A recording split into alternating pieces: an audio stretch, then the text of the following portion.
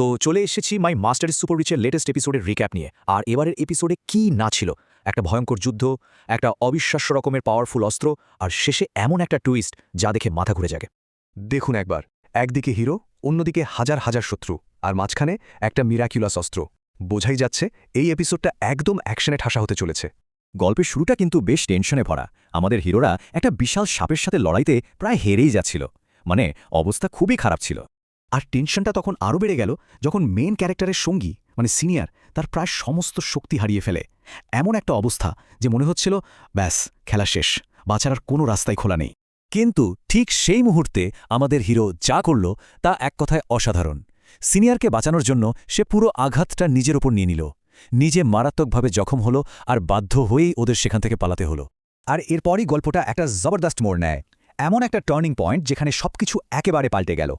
একটা নতুন পাওয়ার সামনে এলো যা পুরো যুদ্ধের ছবিটাই বদলে দিল। ওরা তো তখন পালাচ্ছে, মানে প্রাণ বাঁচানোর জন্য দৌড়াচ্ছে। ঠিক সেই সময় একটা অবিশ্বাস্য ব্যাপার ঘটল। মেইন কার্টারের স্পেস রিং থেকে নিজেই একটা বর্ষা বেরিয়ে এলো। দেখেই বোঝা যাচ্ছিল ওটা কোনো সাধারণ অস্ত্র নয়, একদমই না। আসলে এই অস্ত্রটা হলো একটা হেভেন গেট ওয়েপন। আচ্ছা, এটা কি? মানে এই গল্পের দুনিয়ায় এগুলোকে লেজেন্ডারি আর্টিফ্যাক্ট বলা হয়। সাধারণ ম্যাজিক্যাল অস্ত্রের চেয়ে এদের পাওয়ার অনেক অনেক বেশি। আর আশেপাশের বাকি ক্যারেক্টারদের অবস্থা তো দেখার মতো।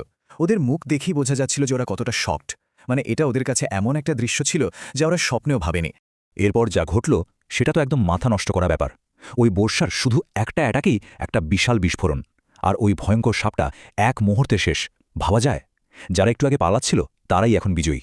কিন্তু যুদ্ধ জেতার পর কি সব শান্ত হয়ে গেল? একদম না, বরং পরিস্থিতি আরও জটিল হয়ে উঠল। এই বিশাল জয় দেখে অনেকের মনেই হিংসা জন্মাতে শুরু করল। আর এখান থেকেই একটা নতুন প্ল্যান দানা বাঁধতে শুরু করে। এই জয়ের পর সবার রিয়াকশন ছিল মিক্সড।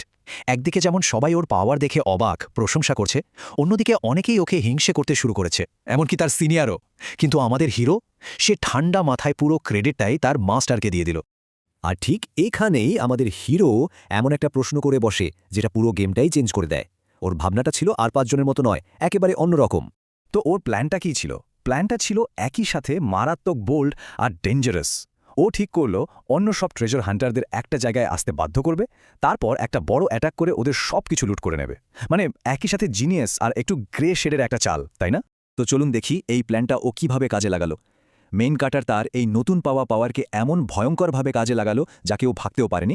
শুধু একবার দেখুন সংখ্যাটা, 18। হ্যাঁ, 18 জন পাওয়ারফুল কম্পিটিটরকে সে মাত্র একটা অ্যাটাকে একেবারে বেকার করে দেয়, জাস্ট একটা অ্যাটাকে।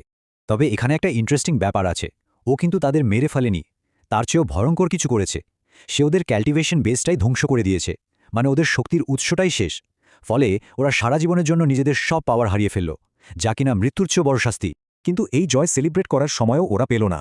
ধ্বংসাবশেষ থেকে বেরোনোর সাথে সাথেই ওরা এমন এক নতুন বিপদের মুখে পড়ল যা আগের সব বিপদকে ছোট করে দেয়।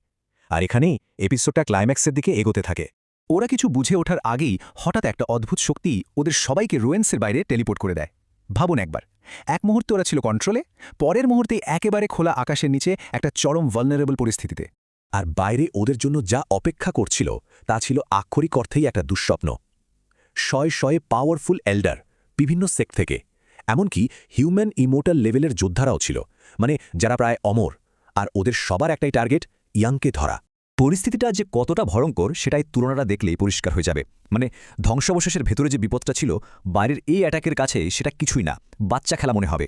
আর টেনশনটা তখন একেবারে চরমে পৌঁছায় যখন দেখা যায় যে মেইন কার্টারের নিজের সেক্টর লিডারের প্রোটেক্টিভ শিল্ডটা ওকে কভার করতে পারছে না। কেন কে জানে, কিন্তু ফল হলো ও একা পড়ে গেল, সম্পূর্ণ অরক্ষিত। এপিসোডের একদম শেষ মুহূর্তগুলো তো পুরোই কেওটিক। শত্রুরা অ্যাটাক শুরু করতেই ওর ফার্নেস আর্টিফ্যাক্টটা ওকে অটোমেটিক্যালি ডিফেন্ড করতে শুরু করে। কিন্তু শত্রুর সংখ্যা এত বেশি ছিল যে ওর নিজের এল্ডাররাই আর পেরে উঠছিল না, তারা একে একে পরাস্ত হচ্ছিল। আর ঠিক এখানেই এপিসোডটা শেষ হয়ে যায়।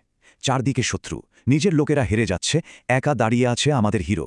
সে কি পারবে এই অবস্থা থেকে বাঁচতে? এই প্রশ্নটা রেখেই আমাদের পরের এপিসোডের জন্য অপেক্ষা করতে বলা হয়েছে। দেখা যাক কি হয়।